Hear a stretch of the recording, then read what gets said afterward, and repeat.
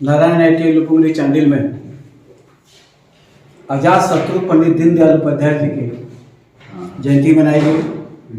पंडित दीनदयाल उपाध्याय एक विचारधारा का नाम है जिन्होंने पूंजीवाद और साम्यवाद के बीच का रास्ता निकाला। अंत्योदय और एकात्म मानववाद उनके आर्थिक दर्शन का आधार है।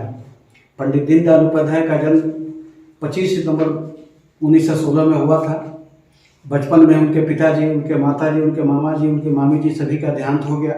उनके छोटे भाई का भी 16 साल की उम्र में देहांत हो गया। लेकिन वो इतने आत्मबल के धनी थे कि कभी वो दुनिया से हार नहीं माने और 1942 में राष्ट्रीय स्वयंसेवक संघ से जुड़े, स्नातक किए हुए थे। उन्होंने प्रशासनिक सेवा भी कंप्लीट की, लेकिन देश की सेवा के लिए और अंग्रेजों के दास्ता को उन्होंने स्वीकार नहीं किया। 21 अक्टूबर 1951 में जब जनसंघ की स्थापना हुई तो जनसंघ की स्थापना करने वालों में एक थे। 1952 में वो जनसंघ के महामंत्री बने। डॉक्टर श्यामा प्रसाद मुखर्जी ने उनको महासचिव नियुक्त किया और लगातार महासचिव रहे। 1967 में जनसंघ के अध्यक्ष बने, लेकिन अध्यक्ष बनने के मात्र 43 दिन के बाद उनकी दीनदयाल स्टेशन पर उनकी हत्या कर दी गई, जिसका नाम पहले मुगलसराय स्टेशन था। और उनके मरने के बाद माननीय अटल बिहारी वाजपेयी ने से किसी ने कहा कि अब तो दीनदयाल जी की हत्या हो गई, अब आप लोग क्या करेंगे?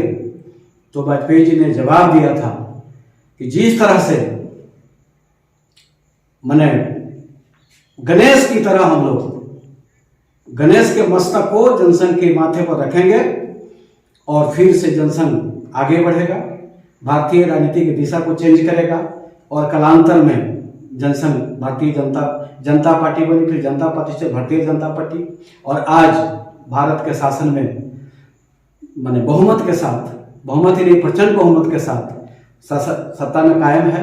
और दीनदयाल जी का जो आर्थिक दर्शन था एकात्म मानववाद और अंत्योदय का, उसी को आधार लेकर के हमारे माननीय प्रधानमंत्री जी श्री नरेंद्र मोदी जी चल रहे हैं। और आशा ही नहीं पूरा विश्वास है कि भारतीय जनता पार्टी के नेतृत्व में देश परम वैभव को प्राप्त करेगा। बहुत बहुत धन्यवाद।